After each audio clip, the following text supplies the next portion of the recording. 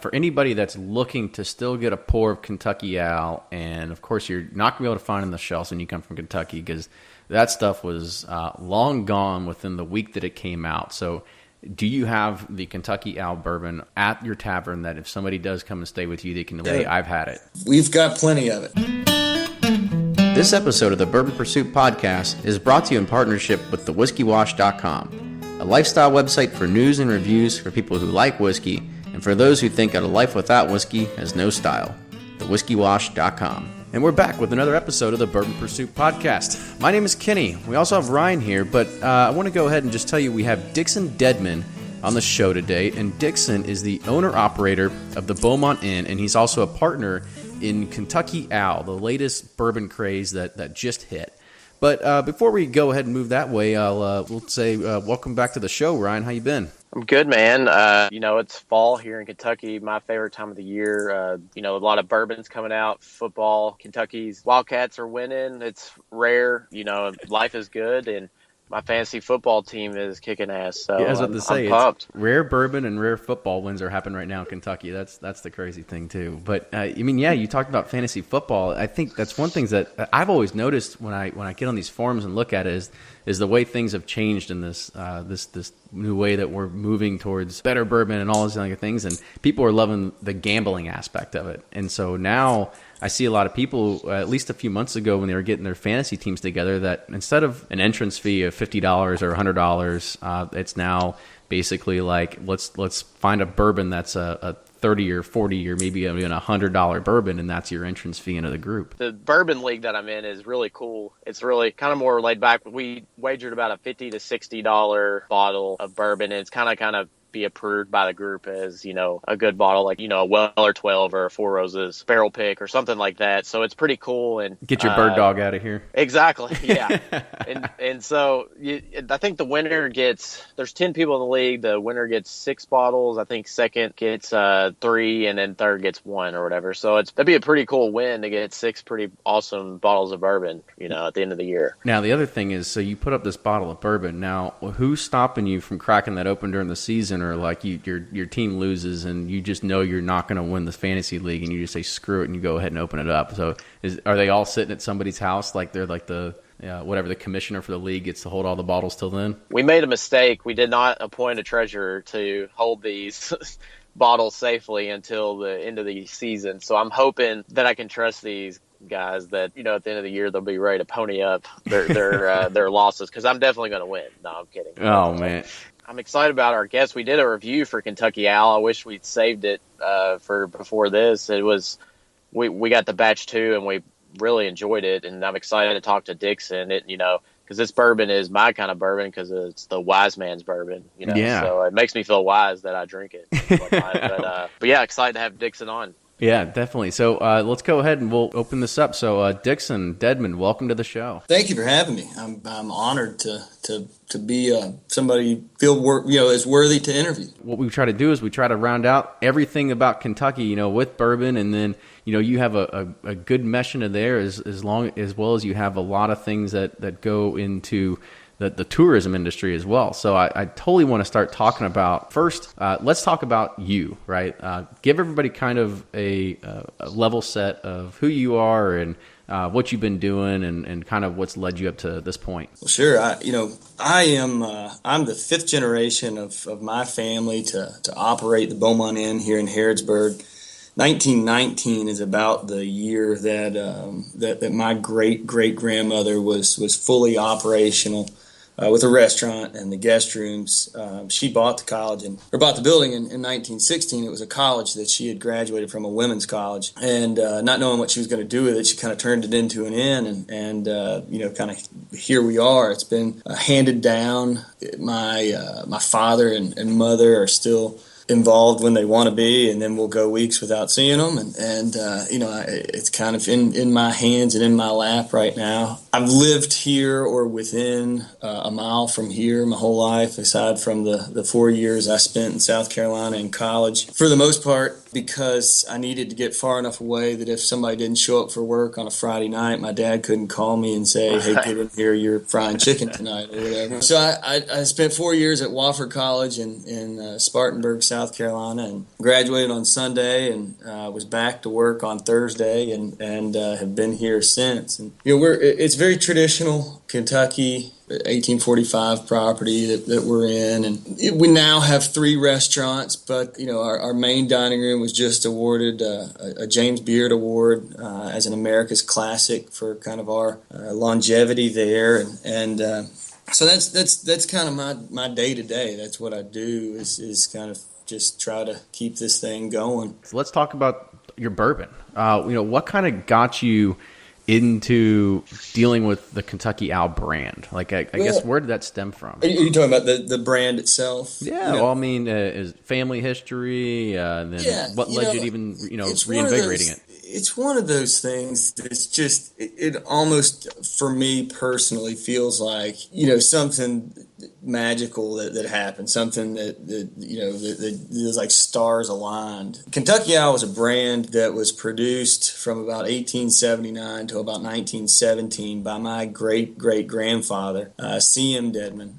He had a distillery in what's called Oregon, Kentucky, which is just north of Mercer County. That distillery was obviously closed with prohibition, and there's some other stories about all of that. But the long and short of it is that the federal government came, they took all his whiskey, put it on barges, put it in warehouses, and essentially would not allow him to insure it at that point. They said not to worry, Mr. Dedman, your bourbon is in government hands and it's as good as insured. And he passed away in about 1918, and his son received word shortly thereafter that unfortunately those warehouses had mysteriously burned, and that there was no I don't know if retribution is right, but there was no payment coming back for those lost barrels. My grandfather's number was always somewhere around 250,000 gallons was the amount that was kind of tossed around there. But at any rate, my great-grandfather sued the federal government a number of times for up to 15 years trying to get any amount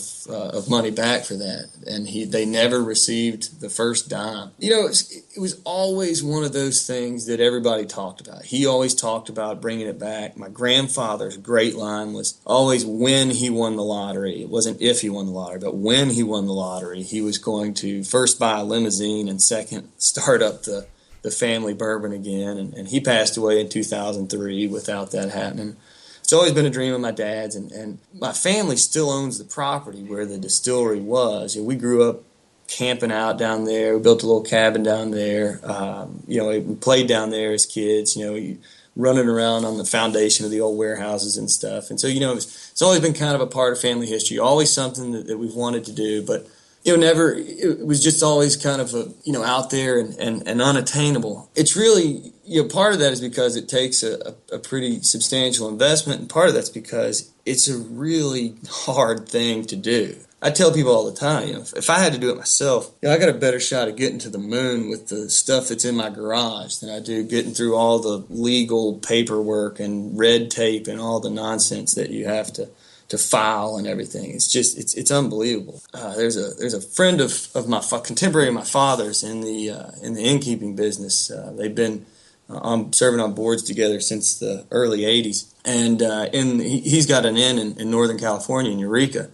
And he got into the wine business and has a winery in Calistoga in Napa Valley out there. And not only does he make some phenomenal wines, he's got 300-point scores from Robert Parker for his Cabernets, but he also makes wine for a lot of other people. And so he has the staff and the knowledge of what it takes to get through the permitting process and the licensing process and all that stuff. So the long and short of it is that Mark and I were discussing him creating a proprietary wine label for the inn. And he said, look, you keep talking about wine, but all you're drinking is bourbon. All you can talk about is bourbon. All you think about is bourbon. And you're from Kentucky. Yeah. And he's like, and you got bourbon in your blood. I mean, it's in your family history. He was like, you ever thought about doing the bourbon thing? And I was like, Mark, that's my dream. That's what I would love it. And he said, let's do it.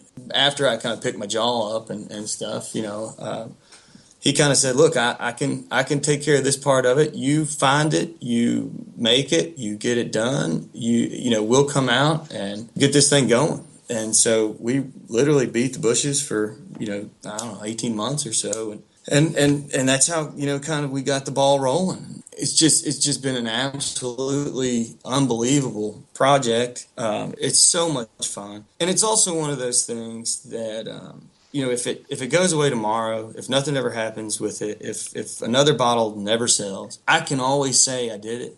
I've always got a bottle, that I can give to my kids and say, one time we did this, and this was your great-great-great-grandfather's label, 100-something years ago.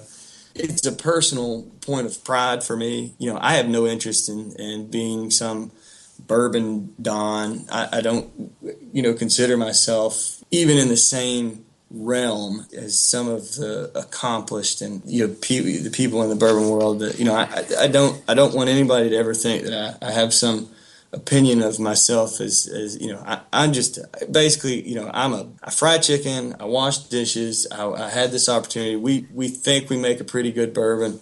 I'm really proud of it, and for me, it's a really cool experience and something that I'm really proud to have been able to do. That's really great to hear that you're very humble about it, that you don't sit there and say, like, I've just became a master distiller because of my own right. And I'm a rock star. Yeah, exactly, right? I mean, let me tell you something. The weirdest thing in the world for me has been, people will show up and ask me to sign their bottle. And I'm used to signing checks or yes, I agree to pay you for this service or whatever.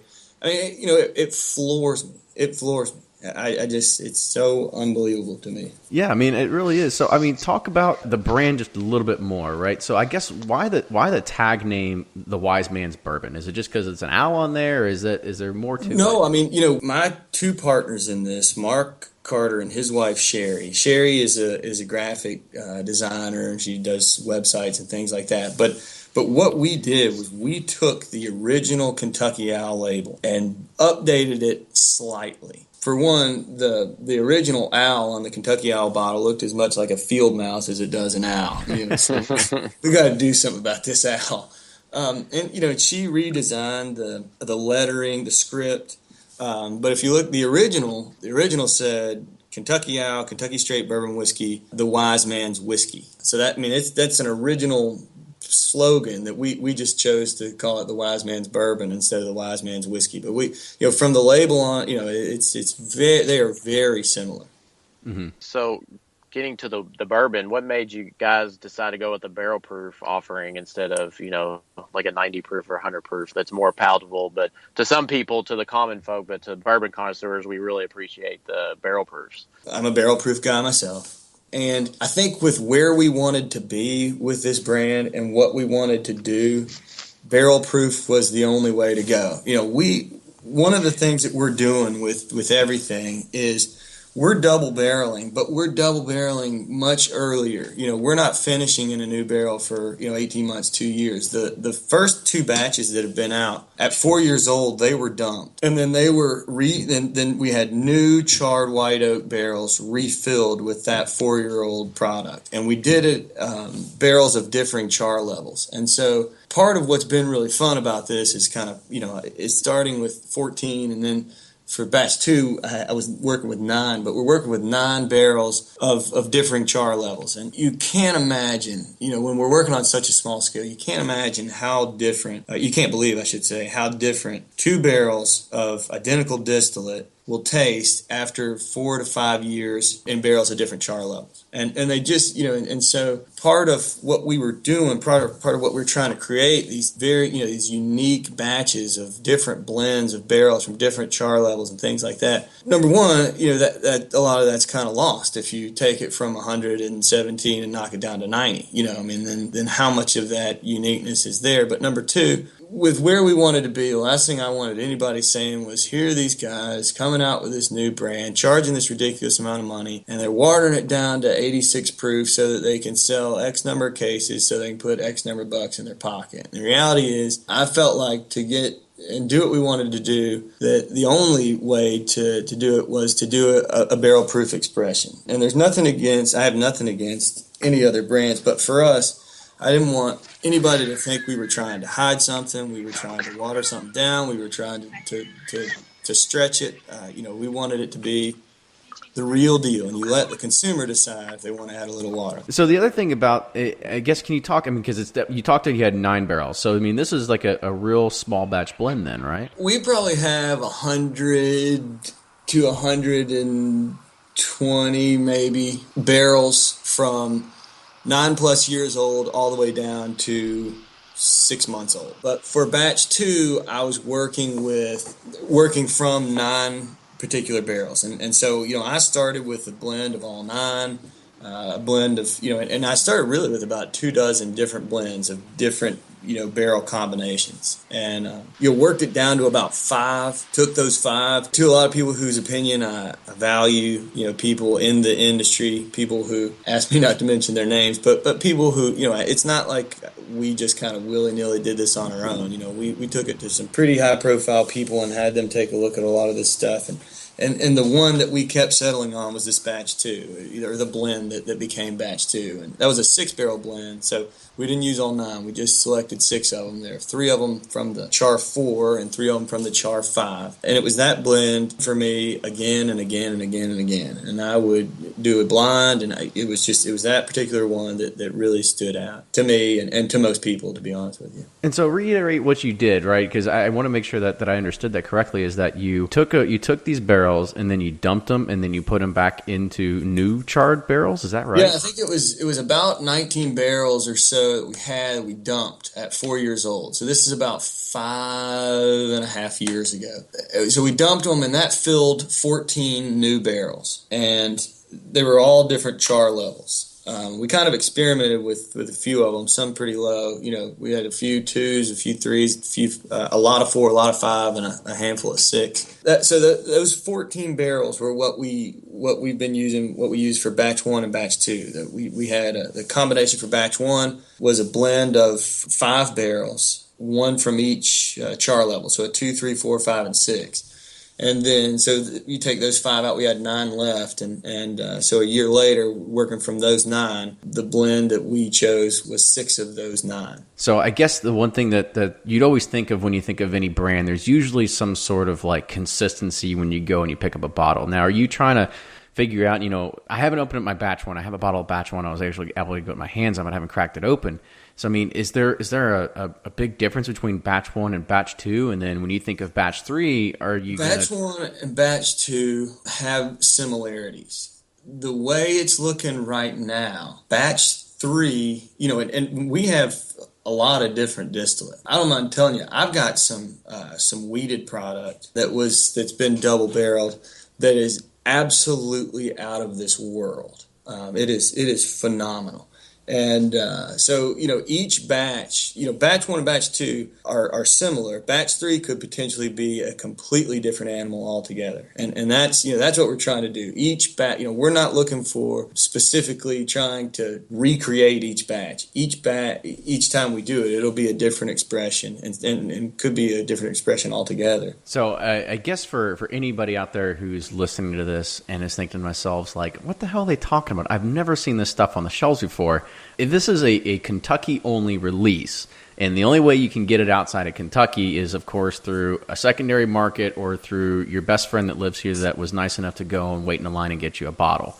I guess the first question is like, why the only Kentucky release? Like, what was the thought just behind having a one-state release? Well, part of that is because, the first batch, we actually only put out about 1,100 bottles to the market. The second batch, we put out, about 1,400, and to spread that over different markets just means that it kind of felt like for a lot of people a needle in a haystack anyway. But if we took it further outside Kentucky, we felt like it spread us too thin. And there might be like 30 bottles that you've had in the entire state or something like that. Right, and I mean I think there.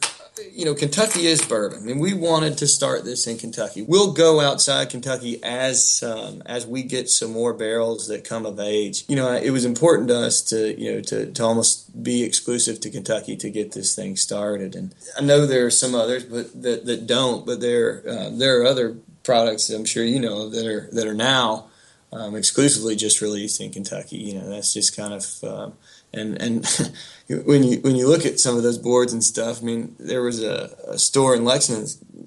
This guy said that he had 4 college kids from New York that were paid to drive down here, wait in line, and get 4 Kentucky Owls and take it back to a guy. So, I mean, I guess the people out of state, if they have the means, are figuring out a way to get it if they want it. That's true.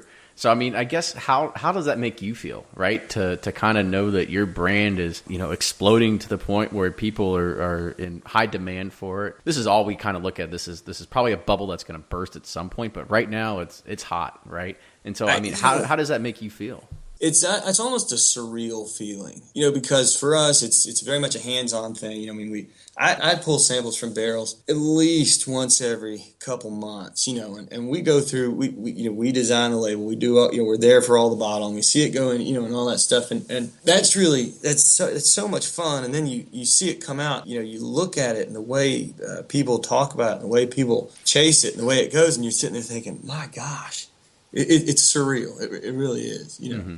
Tell us about the Old Owl Tavern, because, it kind of has that same name, and I think it's on your property too, right? Well, sure. One of the things that's kind of interesting about, and, I mean, most people in Kentucky know that, there's few places in the world with more archaic liquor and alcohol histories than Kentucky, but I graduated from college in May of 2003. In November of 2003, the 4th election over a 10-year period passed in Harrodsburg to allow sale of alcohol by the drink. And so, from prohibition until November of 2003, Harrodsburg, where we are, was a dry county.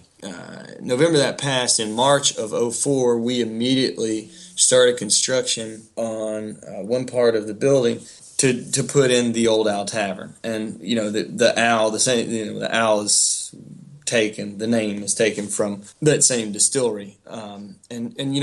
That was we opened in November, the night before Thanksgiving, November of 2004, and it's provided us a completely new, I guess, amenity to offer to our guests. It's a very casual dining restaurant, very, it's not near as formal as our white tablecloth dining room, but we've also built it into what I think is a pretty damn cool bourbon bar. The Bourbon Review guys named us one of America's 75 best bourbon bars, and I've got anywhere from 110 to 120, 130, depending on what time of year it is, brands on the shelves. And it's really taken on a life of its own. I mean, I can't believe it's been 11 years since we did that. But the tavern has made a big impact in what we're doing here at the inn. Yeah, I mean, that seems like a lot. Yeah, so you got a lot of bourbons on the shelf there, over 120, huh? I think you could probably make yourself a stop on that urban bourbon trail.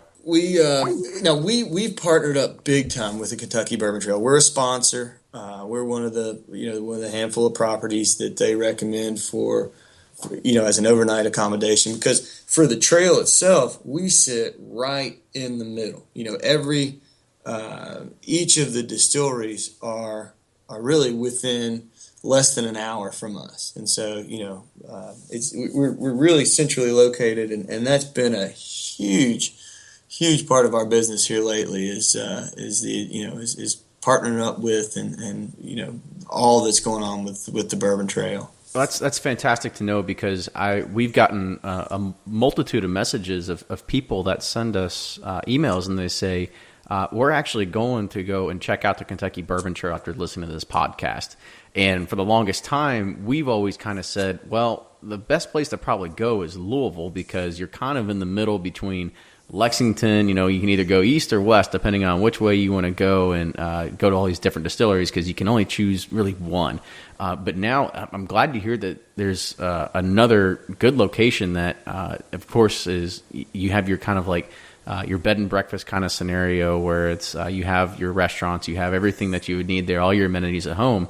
And then, of course, you're only, an hour and 15 minutes away from downtown Louisville, something like that? Yeah, so. I mean, last year we had guests stay with us from all 50 states and 16 foreign countries, and the majority of all of those places represented at least visited one or two distilleries, and so we do a lot of it. And the great part about where we are is, you can go, as you say, west and knock out all of the ones in the Bardstown area in a day, and then go east or northeast from us and hit the others, and you're still only traveling about less than an hour. So. Mm-hmm. So I guess for anybody that's looking to still get a pour of Kentucky Owl, and of course you're not going to be able to find it in the shelves when you come from Kentucky, because that stuff was long gone within the week that it came out. So do you have the Kentucky Owl bourbon at your tavern that if somebody does come and stay with you, they can at least say, I've had it? Sure. We've got it. We've got plenty of it. The other thing I'll kind of plug there is I do a lot of tastings here at the inn as well, private tastings. I do 4 or 5 a week. If you go to the tavern's Facebook page, you can see the pictures of the different tastings. But we've always got Kentucky Owl on the shelf. I want it. The thing that's so important to me about Kentucky Owl is that people drink it. We don't make it. I mean, I love it's a great feeling to know that people have placed such a value on it, that people do so much to get it, that people want it, and we want them to drink it. We want them to crack it open, on a special occasion and drink the stuff. Yeah, I mean, I agree. I've had it. I said it was fantastic. If you can find it and you got some spare change, add it to the shelf. But it's definitely something that I think it's grown in this very, very recent history. It is one of those brands that people love to be able to say, I have it on the shelf, right? It's next up to there to my B-Tax and my Pappies, and I'm only going to pour it for the esteemed guests that actually visit my basement bar. Well, man, I'll tell you again, and I mean this from the bottom of my heart. I never dreamed that we would be there. It is such a cool feeling. It is. I am humbled beyond belief to even hear somebody say something along those lines. We're just it's just it's a point. It's a thing of pride for me. My dad and I have a pour of it every once in a while, and it's just kind of one of those things. It's like, man, there's a long line of our family who looking over us thinking this is pretty daggone cool. Yeah, I could totally see that. It's especially carrying on a family lineage and something like that is definitely nice. So last question, because we're kind of reaching our 30-minute mark. This was a question that came from Adam Johnson, who is a former former guest of the show. He's the director of the Kentucky Bourbon Trail. And he says, I need to know the secret to the General Lee cake. Let me tell you about Adam Johnson. Adam Johnson's a good friend of mine. Adam Johnson also was he tried to bartend for me for a little bit. And I kept catching him over there sampling different things. And next thing you know, he just wanted to be paid in this Robert E. Lee cake, so... He snuck that in there, and he'll say I owe him something for that question or whatever. But that's one of our traditional desserts. It's a layered citrus sponge cake with citrus icing. We've been serving. It's been on the menu since they started welcoming guests to the inn in 1919. It's just one of our real traditional classic desserts. Oh, that's fantastic. So if anybody does need to get a hold of you, or if they want to make a reservation at the inn, how do they do that? Well, our website is probably the easiest, bourbon&rdquo. I keep being given more email accounts. I think I've got Dixon at KentuckyOwlBourbon.com. I've got Dixon at bourbon&rdquo. Any of those ways, I'd be happy to answer any questions or have anybody come stay with us and drink a little Kentucky Owl and tell some stories. Well, that's awesome. I want to say thank you again for being on the show, Dixon. It's been a pleasure talking to you. It's very much my pleasure. I certainly do appreciate the opportunity, and certainly do. I'm honored that y'all would think that I was worthy of having an interview with. Hey, we'll see when Batch 3 comes out. We might have you on again. Sounds like a plan. All right. So if you like what you hear, make sure you subscribe to us on iTunes. You can also like us on Facebook and Instagram at Bourbon Pursuit. You can also follow us on Twitter. We're on there pretty much every single day, tweeting out pictures of what we're doing, what our bunkers look like, any kind of cool industry news and retweets. We love interacting with some of our not only our guests, but also our fans of the show. So please get us there. If you have any comments, suggestions, people you want to see on the show, we just got a new suggestion last week. We need to interview the people at Old Pogue. We're gonna go ahead and reach out to a lot of those people, and we're gonna try to get them on because we love to again capture those stories in the history of the industry before they're all gone. So again, Dixon, thank you again for being on the show, and we'll see you all next time.